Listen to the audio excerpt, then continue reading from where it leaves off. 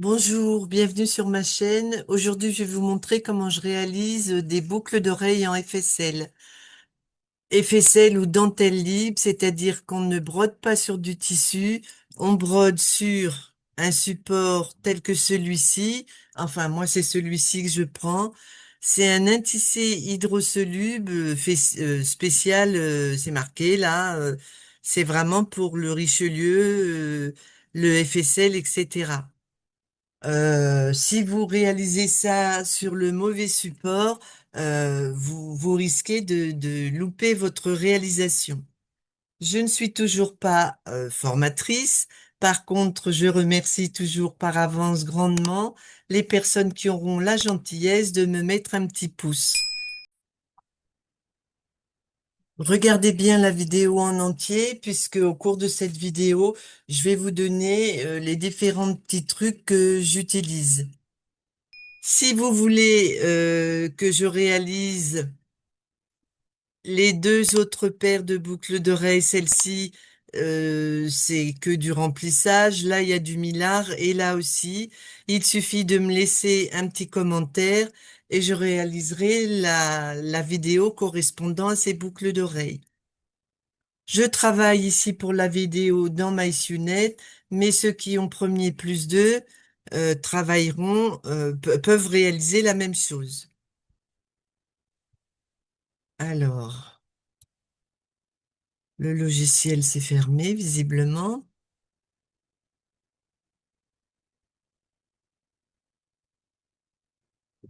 Voilà, toile vierge. J'ai mis un cercle de 7 par 7. OK. Je vais faire créer, parce que je suis sur MySunet, ceux qui ont créé premier plus 2 iront dans Créate, ici en bas à gauche, et cliqueront Charger une image vectorielle comme objet dans la fenêtre Dessin. Je vous offre le motif, le dessin qui est très simple, si vous voulez réaliser votre boucle d'oreille à partir de celui-ci. Moi, dans MySunet, je vais faire créer, digitizing,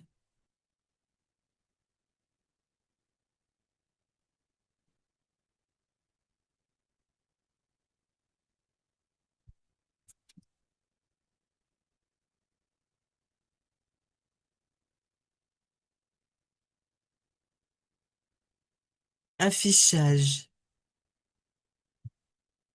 Non, je ferme. Euh, oui, ça s'était pas ouvert, donc j'ai fermé la fenêtre. Affichage, éditer un arrière-plan.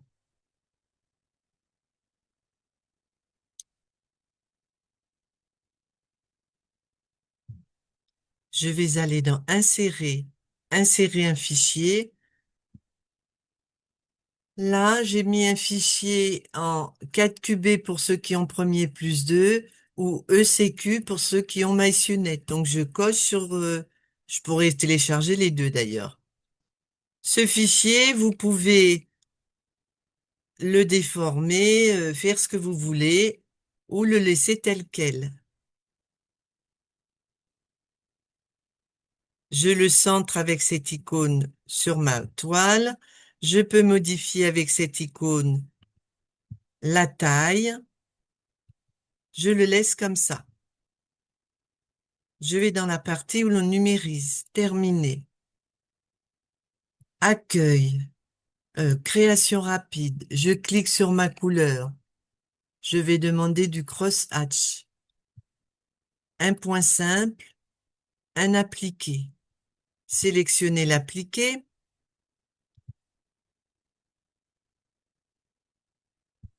Je vais sélectionner une couleur et non un tissu. Si je sélectionne là, ici, je peux encore personnaliser mes couleurs. Je vais prendre celle que j'avais utilisée.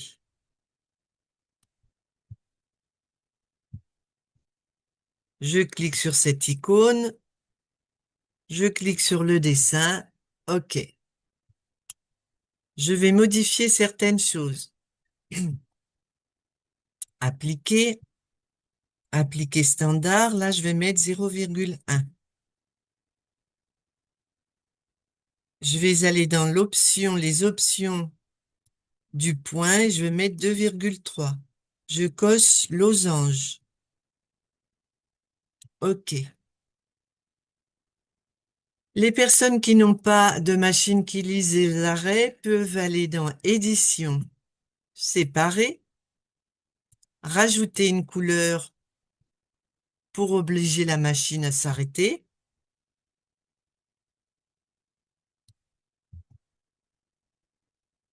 Et le reste, c'est bon.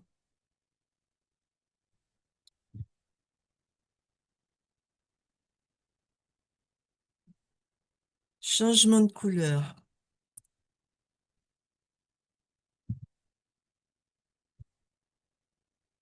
Je vais prendre le crossage qui se trouve là, accueil, copier et le coller sous le verre. Je clique dessus et je vais modifier des choses. Pour le deuxième élément, je ne veux pas d'appliquer. Et ici, je mets carré. Voilà. Je continue. Du coup, là, mon arrêt pour découper, je vais le mettre après. Le premier arrêt, si on regarde, c'est pour placer le tissu. Et le dernier, c'est pour le découper. Le millard se déchire parfaitement. Une fois que vous avez fait la trame, ça se déchire tout seul. Mais donc, je l'enlève une fois que j'ai les deux couches de réaliser. Changement de couleur. Je vais faire mon petit point de déco.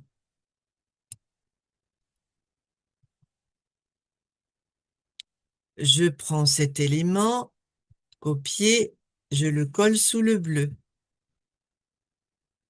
Je clique dessus, propriété. Je vais modifier le remplissage. Je vais prendre un cross-hatch courbe. Ici, vous pourrez vous amuser. Il y a plein de possibilités. Moi, j'ai mis parallèle. Et ensuite, j'ai joué avec les angles.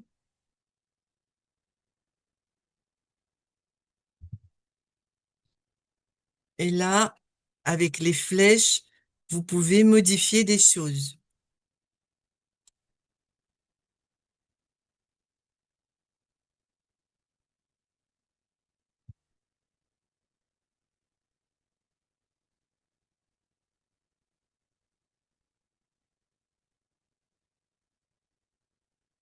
Ah.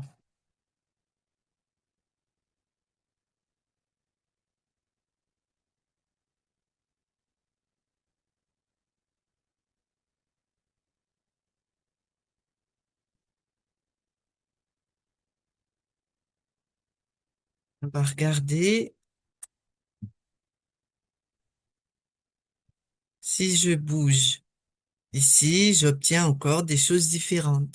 À partir du moment où je bouge les petits triangles, ici, les réglages sont modifiés aussi.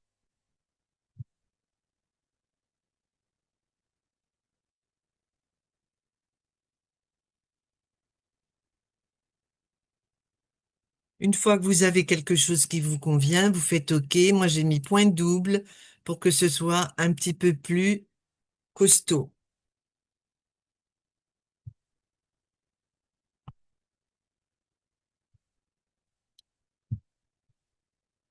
Je vais faire ma ligne de contour. Insérer un changement de couleur. Je vais prendre du rouge. Je vais prendre le point qui se trouve tout en haut, copier et le coller tout en bas. Propriété, ligne de satin. Ici, j'ai mis 2,3 et ici, j'ai mis 3. Voilà. Il manque la boucle et ensuite modifier les couleurs. Alors, la boucle, je vais faire affichage, éditer un arrière-plan.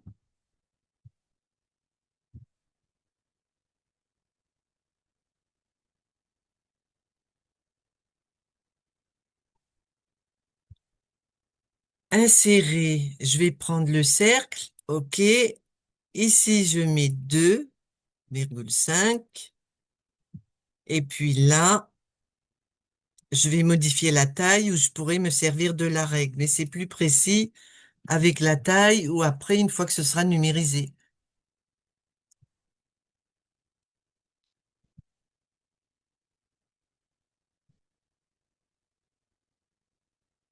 Je le mets sur le côté. OK. La boucle, c'est la partie la plus qui demande le plus d'attention, je trouve. Je vais changer de couleur.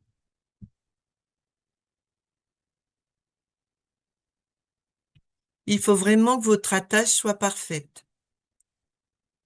Création par point, je décoche et je vais faire colonne de satin.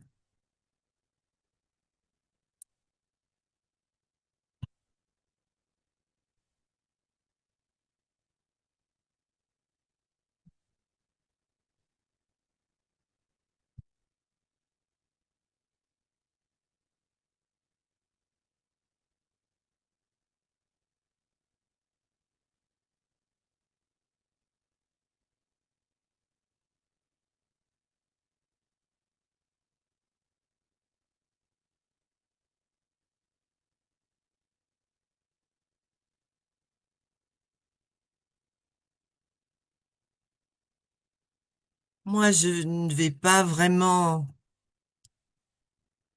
m'attarder, mais il faut absolument que ce soit très très bien fait pour avoir une belle attache, sachant que la même boucle parfaite sur plusieurs boucles d'oreilles, sur le même stabilisateur, le même fil, la même broderie, parfois on n'obtient pas toujours la même chose. Bon, enfin, voilà, je vais m'arrêter là, vous avez compris, il faut vraiment que ce soit parfait.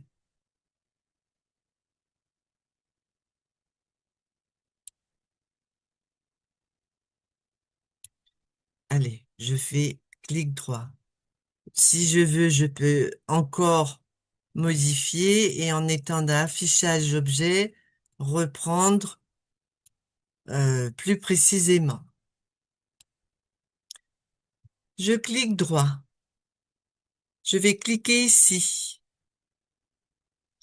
Je vais faire zigzag et suivi coché. Je mets 4 et je fais OK. Si vous n'avez pas bien mis la taille dans le dessin, c'est pas grave. Vous sélectionnez cet élément, rectangle de sélection, modification du bloc, et vous lui donnez la taille que vous voulez. Là, elle est trop grande, vous voyez.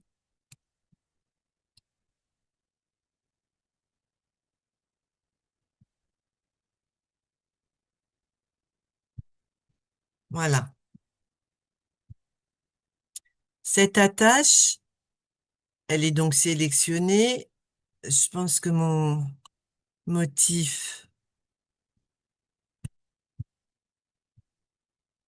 je vais prendre un cadre un petit peu plus grand, sinon ça ne tiendra pas. Je vais mettre du 8 par 8. Voilà. Je vais sélectionner tout ce qui concerne la boucle et je vais la déplacer. Je vais dans Affichage, j'estompe le dessin.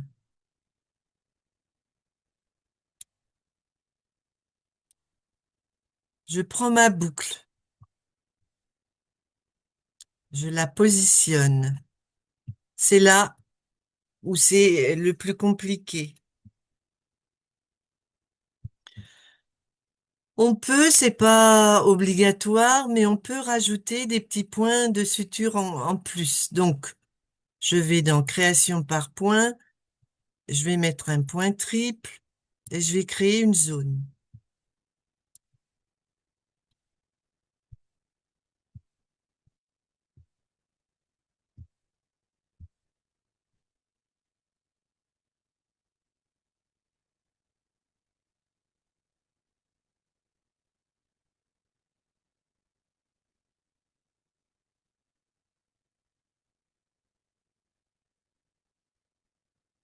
Alors, je vais sélectionner les points. Bon,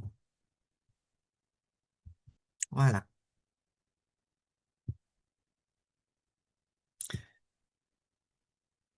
Il va falloir que vous fassiez le choix de placer l'attache à la fin de la boucle d'oreille ou au début. Là, je vais partir du principe que je vais la positionner au début.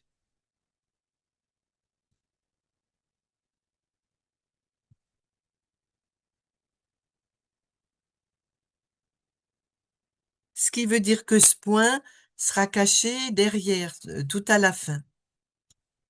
Bon, je peaufine pas. Ce point, il doit se trouver sous le rond. Je clique dessus et je le fais monter avec cette flèche. Voilà. Si vous regardez ici, le point de départ et d'arrivée se trouve en haut. Je vais cliquer sur mon élément, rectangle de sélection, et sur cette flèche. À présent, il se trouve en bas. Je reviens sur mes trois petits points, création point par point.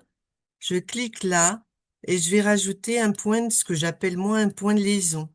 Ce qui veut dire que ma machine ne va pas s'arrêter entre les trois petits points et la ligne de satin. Cet élément, je peux sélectionner tout en faisant Shift et l'envoyer tout en haut là. Alors, ou alors, avant, je prends, voilà, je le positionne comme il faut.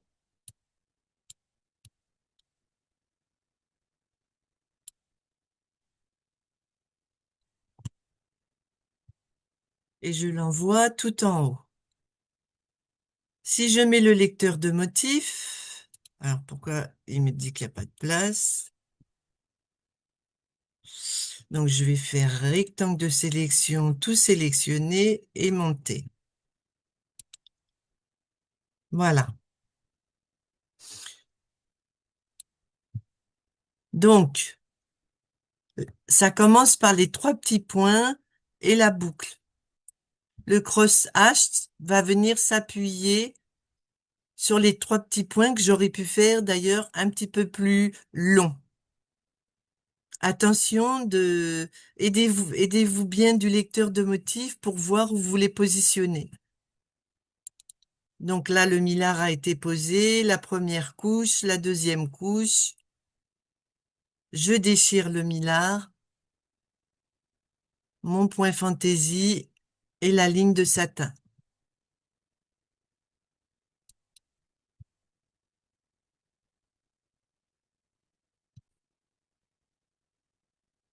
Si vous trouvez que l'élément de la boucle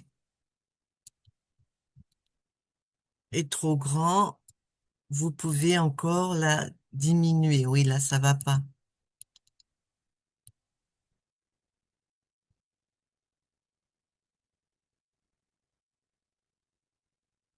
OK. Je l'ai mis en dessous, mais on peut aussi, comme je le disais tout à l'heure, je crois, terminer par la boucle. À ce moment-là, il faut que ce soit la même couleur. Maintenant, je vais gérer mes changements de couleur.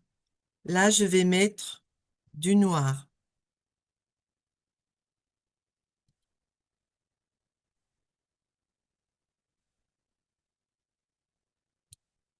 Ça peut être en noir aussi, dans le prolongement. Je supprime la couleur. Par contre, là, il faut bien que la machine s'arrête pour que je place mon millard. Le millard est réalisé, enfin, est fixé. Et je vais mettre je vais mettre une couleur proche de mon millard. La deuxième couche sera de la même couleur, donc j'enlève le vert. Je déchire le millard et le dessin intérieur, je veux qu'il soit en noir aussi. Donc je vais mettre un autre noir. Voilà. Et le contour sera en noir aussi. Donc, je clique sur le rouge et je fais supprimer. Je n'oublie pas d'enregistrer.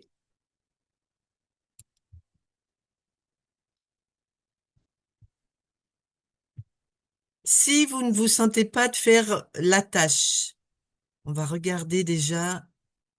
Alors, rectangle de sélectionner tout, ce que ça donne. Le lecteur de motifs est vraiment important. Il permet de repérer de repérer d'éventuelles erreurs. La boucle. On me dit où je pose le millard. Je mets mon millard. Il est fixé. Les couches de cross-hatch. Je le déchire. Mon motif décoratif. Voilà. Si éventuellement vous ne vous sentez pas de faire la boucle, mais que vous avez acheté une paire de boucles d'oreilles ou que vous en avez comme moi dans ma machine, vous récupérez la boucle. Donc moi là, je vais récupérer, je vais l'enlever en partant du principe que je ne l'ai pas faite. Et je vais donc sélectionner tout, copier, copier broderie. Je suis allée chercher ma boucle et je vais coller. Je positionne, je vais la mettre dessus pour bien me rendre compte.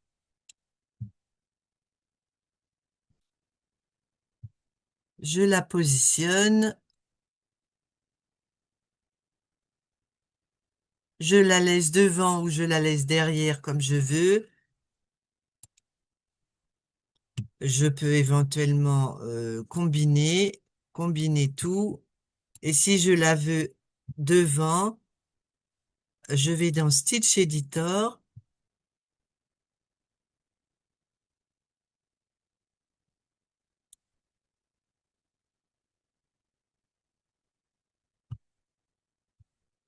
Et je vais, à l'aide de cette flèche, faire monter le blanc tout en haut. Voilà. En regardant mieux, je vois qu'ici, il y a un trait disgracieux. Donc, je vais retourner dans Digitizing. Et il suffit d'aller dans les propriétés du motif de décoration. Moi, j'ai mis celui-ci, mais vous avez quantité de choses. Je vous mettrai le lien des lignes de motifs sous le descriptif de la vidéo. Des remplissages de motifs, pardon. Alors, je vais recliquer ici. Et puis, je peux éventuellement jouer avec les flèches, tout simplement. Voilà, tout simplement, là, ça suffit. Alors, personnellement, lorsque je réalise ces boucles d'oreilles en FSL, je ralentis toujours la vitesse, en particulier au moment de la réalisation de la tâche en haut de la boucle d'oreille, mais d'une manière générale, je réduis la vitesse. J'utilise des fils de la même couleur au-dessus et au-dessous. Ainsi, vous avez une boucle d'oreille aussi belle à l'endroit qu'à l'envers. Lorsque le travail est terminé, j'enlève, je découpe autour de l'hydrosoluble, je découpe bien les petits fils, je plonge dans l'eau, je mets à sécher bien à plat, je redonne de la forme à la boucle d'oreille si l'eau l'a déformée et je laisse sécher au moins 2 jours. Ensuite, je prends ma boucle d'oreille et je la mets sous des livres et je la laisse encore 1 ou 2 jours. Vous constaterez que les fils de votre boucle d'oreille vont bouger pendant plusieurs jours. L'état final n'est pas au bout de 2, 3, ça peut durer plus que ça. Plus le temps passe, plus elle sera belle. Je coupe tous les petits fils qui dépassent et une fois que la boucle d'oreille a été bien séchée, bien mise sous presse, je passe rapidement un briquet, la flamme d'un briquet tout autour de la boucle d'oreille en faisant évidemment attention de ne pas trop me rapprocher et de ne pas brûler la réalisation. Voilà, et en faisant comme ça, généralement, c'est vraiment chouette.